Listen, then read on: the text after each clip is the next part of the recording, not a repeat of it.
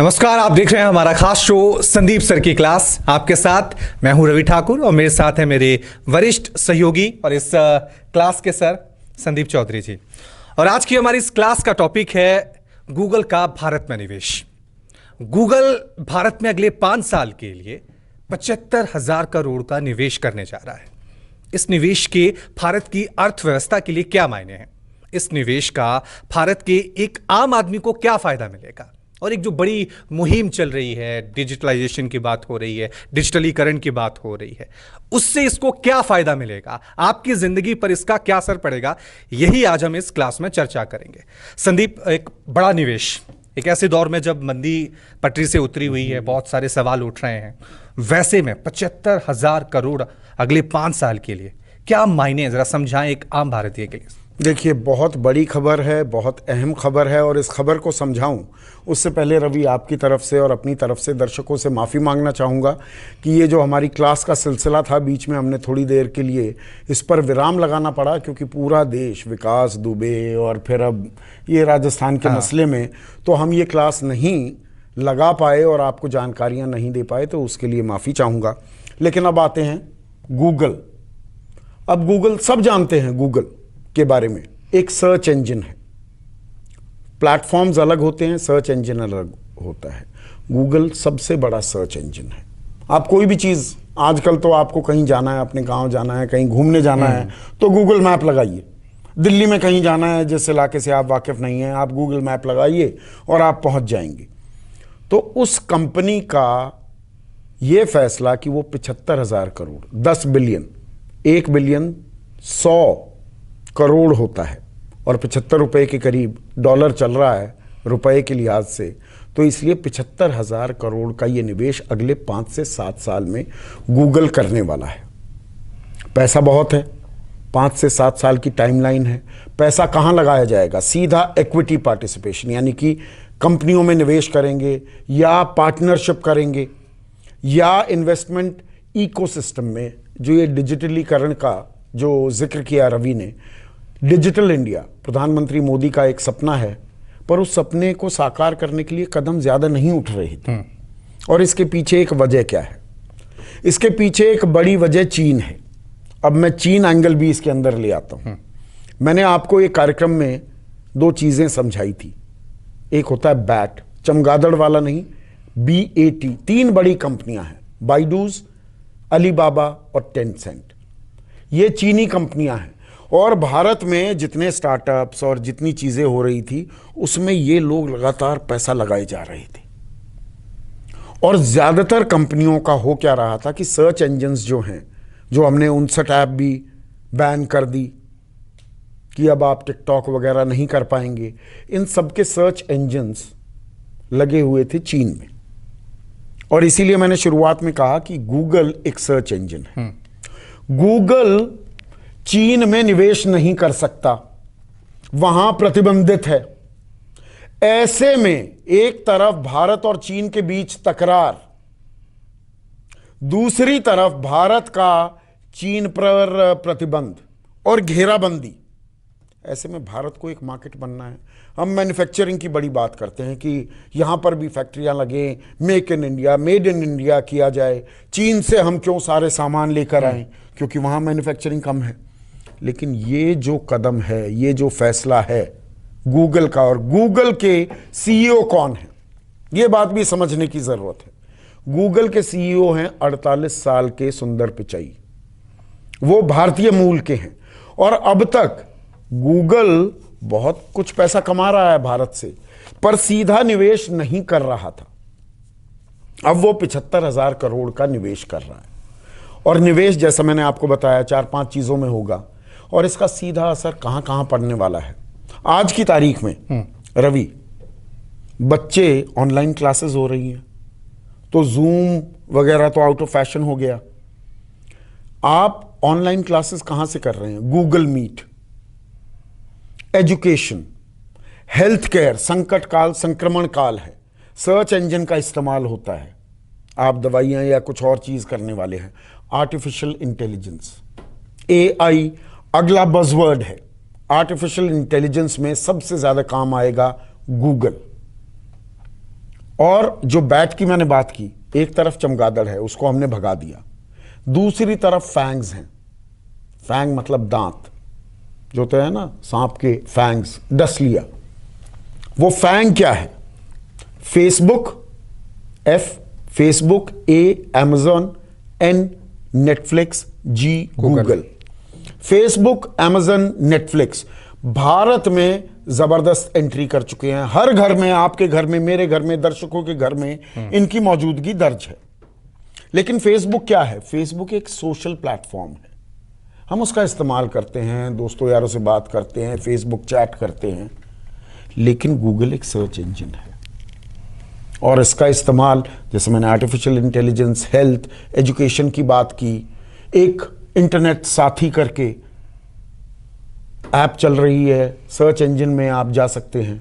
3 करोड़ महिलाओं को डिजिटल जो ज्ञान है, एजुकेशन है, वो प्रोवाइड की है। वो कौन है? वो गूगल है। और गूगल के साथ माइक्रोसॉफ्ट को आप जोड़ दीजिए, दोनों का भाई बहन वाला नाता है। एमएस, कहीं भी आप चीज करेंगे कंप्यूटर पर इस्तेमाल करते हैं एमएस। दोनों के बिना कल्पना नहीं की जा सकती। कल्पना नहीं की जा सकती। एमएस का हेड कौन है? माइक्रोसॉफ्ट का सत्या नडेला। ये भारतीय मूल के लोग हैं। तो आपको यह समझने की जरूरत है, जो डिजिटल इंडिया टेक्नोलॉजी वॉर होने वाला है, चीन उसका हब था, अब भारत उसका हब बन सकता है। ये सारे बड़े जो सर्च इंजन्स हैं, डिजिटल कंपनियां हैं, जो ये फैंग है, वो भारत में मौजूदगी दर्ज कराना चाहते हैं। इनमें से बहुतेरों को चीन में वैसे ही इजाजत नहीं थी, प्रतिबंध था। और भारत में नेट यूजर्स, इंटरनेट यूजर्स जो हैं वो 40 करोड़ से ज्यादा हैं। 40 करोड़ अमेरिका की जनसंख्या भी नहीं है। तो आप समझिए कि हम कितना बड़ा मार्केट हैं। इनको हेड करने वाले भारतीय मूल के लोग हैं, वो यहां पर आकर पैसा लगाने को तैयार हैं। तो मैन्युफैक्चरिंग में जो होना है उसके लिए सरकार अभी कदम उठा रही है, उसमें टाइम लगेगा वो पुश देने के लिए कि भाई हम आत्मनिर्भर हों, मेक इन इंडिया करें।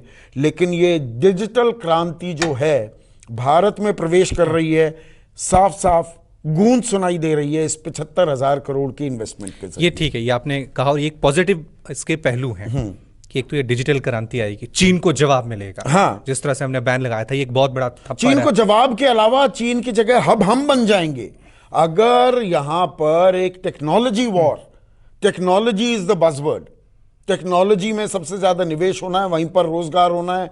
आज की तारीख में आपको वर्क फ्रॉम होम करना पड़ेगा। बड़ी बड़ी कंपनियां, जितनी आईटी कंपनियां हैं, वो विप्रो लगा लो, टीसीएस लगा लो, इन्फोसिस लगा लो, वो कह रहे हैं 40 से 50% लोग, 80% हमारी वर्कफोर्स 2025 तक घर में काम करेगी। ये तो ये सब कुछ टेक्नोलॉजी, ये पॉजिटिव पहलू की बात हो गई। अब जो एक संशय है मन में, क्योंकि जहां भी इंफॉर्मेशन टेक्नोलॉजी की बात आती है, गूगल की बात आती है, तो डेटा का जिक्र बहुत सारा होता है। क्योंकि डेटा को लेकर फेसबुक पे आरोप लगे हैं, बिल्कुल लगे हैं कि ये दूसरे देशों को बेचे जाते हैं। फेसबुक एनालिटिक्स एक बहुत बड़ा गूगल का करार हो रहा है और देश के बड़े तमाम सेक्टर्स में हो रहा है। इवन एग्रीकल्चर को लेकर पैसा लगाएंगे, वो एग्रीकल्चर को लेकर हो रहा है। बिल्कुल को डेटा एक आम हिंदुस्तानी का सुरक्षित रहेगा, इसको लेकर भरोसा सरकार का काम है ये। और रविशंकर प्रसाद लगातार इस बारे में काम कर रहे हैं। और सरकार को देखिए, ये सवाल मैं लगातार उठाता रहा हूं कि जब तक हम झूला झुला रहे थे शी जिनपिंग को, और 18 बार प्रधानमंत्री मुलाकात करते हैं, 5 बार चीन जाते हैं बतौर प्रधानमंत्री, इतिहास में कोई प्रधानमंत्री नहीं गया। बतौर गुजरात के मुख्यमंत्री 4 बार वो चीन गए, तो तब तक तो सब ठीक था। ये 59 ऐप कोई जासूसी नहीं कर रही थी, कोई डेटा चोरी नहीं हो रही थी, जब तक हम झूला झुला रहे थे। और जैसे ही तकरार हुआ, गलवान घाटी में चीन आता है, तो हमें लगने लगता है चोरी भी हो रही है, सारे सर्वर्स तो वहाँ हैं, क्लाउड के जरिए सारे हमारे सेंसिटिव डॉक्यूमेंट्स वहाँ पर जा रहे हैं। तो ऐसी पॉलिसी नहीं बनानी होगी। अब हम इस टेरिटरी में घुस रहे हैं, डिजिटल वर्ल्ड में घुस रहे हैं, आर्टिफिशियल इंटेलिजेंस की बात कर रहे हैं, तो वैसे कानून भी बनाने होंगे। और हम एक बड़ा मार्केट हैं, तो निजता जो हमारी प्रिवेसी है उसको हमें बरकरार रखना होगा, उसे बचाकर रखना होगा, डेटा चोरी ना हो। यह सरकार का अख्तियार है और सरकार करेगी। इनको आना है तो हमारी शर्तों पर आएंगे ना। और मालूम है सुंदर पिचाई को कि कानून और सख्त होने वाले हैं, डेटा चोरी का स्कोप सरकार नहीं छोड़ेगी। वो पैसा लगाने को तैयार है ना, उसके बावजूद। नहीं, वही मेरा सवाल था कि ठीक है, अभी हम चीन को जवाब देना चाह रहे हैं और हमारे नहीं, पास सिर्फ चीन की बात नहीं है। ये एक अपॉर्चुनिटी है। आप चीन की फैसिनेशन से देखिए क्या होता है भारत में। हमारे देश में एक दिक्कत है, फ्लेवर ऑफ द सीजन या फ्लेवर ऑफ द वीक या फ्लेवर ऑफ द डे। अब चीन चीन चीन हमारी फैसिनेशन हो गई। ये एक इन्वेस्टमेंट अपॉर्चुनिटी है जो देश में आ रही है, और ये हर देशवासी, हर व्यक्ति, आपको, मुझको, ये इंपैक्ट इफेक्ट करने वाली है, अफेक्ट करने वाली है। आपका बच्चा अगर पढ़ रहा है तो online is the way to be. Technology अब धीरे धीरे और बढ़ेगी। आपको घर में ही काम करना है तो आपको घर में इस्तेमाल करोगे तो क्या चीज इस्तेमाल करोगे। तो ऐसे में ये पैसा जो आ रहा है, ये जो निवेश किया जा रहा है, ये बहुत अहम हो जाता है। चलिए, एक और अब मैं आपसे सवाल जानना चाहूंगा कि भारत के नजरिए से ये अच्छा माना सकता, लेकिन कहीं ऐसा तो नहीं कि जो विदेशी कंपनियां हैं उस नजरिए से हम देखें, हाँ, कि भारत को एक मार्केट के तौर पे देखें, यूज करें और बाद में फिर इसका एक डर रहता है, उस नजरिए से उसको देखें कि क्या भारत खुद इस तरह से चीजें नहीं कर सकता डिजिटलाइजेशन की, जिस तरह से आपने खुद कहा कि चीन की एंट्री नहीं है गूगल की, फेसबुक की, वहां पे उनके अपने हैं। हम इतने सक्षम क्यों नहीं है, या अभी जरूरत है इस इन्वेस्टमेंट की? नहीं, दोनों सवाल बिल्कुल जायज हैं, बिल्कुल लाजमी सवाल हैं। ये पूछे जाने चाहिए कि हम क्यों नहीं कर सकते। तो हम 70 साल हो गए, कुछ चीजें हमें करनी चाहिए थी पर नहीं की हैं। पर यहां पर अब आप समझिए गूगल क्यों आ रहा है, और मैंने भारतीय मूल का सवाल क्यों उठाया। वहां पर चुनावी मौसम चल रहा है। डोनाल्ड ट्रंप ने क्या किया, H1B वीजा जो हैं उन पर प्रतिबंध लगा दिया। वहां पर हमारे छात्र, उनकी सांसें अटकी हुई हैं, माता पिता की सांसें अटकी हुई हैं, क्योंकि उन्होंने कह दिया ऑनलाइन क्लासेस जहां हो रही हैं, स्टूडेंट्स वापस अपने देश जाएंगे। जो कैंपस में पढ़ रहे हैं बस वो बचेंगे, तो ज्यादातर छात्रों को वापस आना पड़ेगा। अब MIT और हार्वर्ड वो अदालतों का दरवाजा खटखटा रहे हैं कि ऐसा नहीं होना चाहिए, पर ट्रंप हैं। अब उनको फितूर चढ़ गया है, तो वो अपनी कॉन्स्टिट्यूएंसी को, वो अमेरिकी वासियों को बता रहे हैं कि देखिए मैं मेक इन अमेरिका करूंगा। बाहर वाले लोग आकर नौकरियां पा जाते हैं। सिलिकॉन वैली सारे भारतीय मूल के निवासियों से भरी पड़ी हुई है। वहां भी राष्ट्रवाद का एक, हाँ, तो वो राष्ट्रवाद, वो उनकी पॉलिटिक्स है। तो ऐसे में सवाल ये भी उठता है, नवंबर में चुनाव होंगे जब राष्ट्रपति के, और डोनाल्ड ट्रंप, आप फर्ज कीजिए दोबारा आ जाते हैं और वो ये प्रतिबंध बरकरार रखते हैं, तो जो ये IT प्रोफेशनल्स, जो ये सिलिकॉन वैली, जो ये फेसबुक, जो ये गूगल, ये भारतीय दिमाग पर डिपेंडेंट हैं, इन्हें पता है हमारे लिए दिक्कत हो जाएगी। बहुत सारी चीजें आउटसोर्स की जाती हैं, विप्रो को, TCS को, इन्फोसिस को दी जाती हैं। उनके IT प्रोफेशनल्स जा नहीं सकते अमेरिका में, वो आ रहे हैं यहां पर, तो वो हमारी शर्तों पर आए, हम उनके लिए नियम बनाएं, हम उन्हें बताएं हम ये चीज एक्सेप्ट करेंगे, ये चीजें एक्सेप्ट नहीं करेंगे। तो ये अपने आप में एक बड़ा पुश होगा। साथ ही साथ रोजगार भी क्रिएट होंगे। हम एक डिजिटल पावर बनने के कगार पर होंगे। और आप कह रहे हैं कि मार्केट, बिल्कुल मार्केट है, तो उस मार्केट को दूसरा एक्सप्लॉइट ना कर पाए, वही मैं कह रहा हूं। हम मार्केट हैं भैया, आप आते हैं, 137 करोड़ का देश है, 40 करोड़ से ज्यादा एक्टिव इंटरनेट यूजर्स हैं, आप आइए, बी माई गेस्ट, पर ये हमारी शर्तें हैं। उसमें दिक्कत कहां है? अब आप देखिए, इसका एक उदाहरण देता हूं मैं आपको। जियो बहुत खबरों में है आजकल। अब मुकेश अंबानी वॉरेन बुफे से ज्यादा अमीर आदमी हो गए, वो उनको मुबारक, वो मुकेश अंबानी का अपना काम है। पर जो मैं पॉइंट यहां पर रेज कर रहा हूं, जियो में 1 लाख करोड़ से ज्यादा का निवेश आ गया है।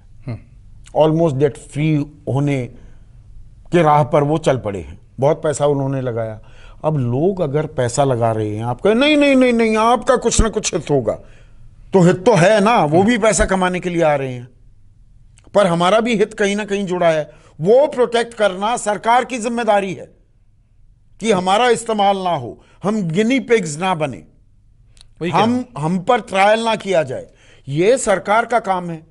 अब 1 लाख करोड़ की इन्वेस्टमेंट आई, रुपया और मजबूत हो गया, कमजोर हो रहा था रुपया, फॉरेक्स रिजर्व्स हमारे बढ़ रहे हैं, तो ये हमारी ताकत है और हमें इस ताकत का इस्तेमाल करना चाहिए और करना होगा।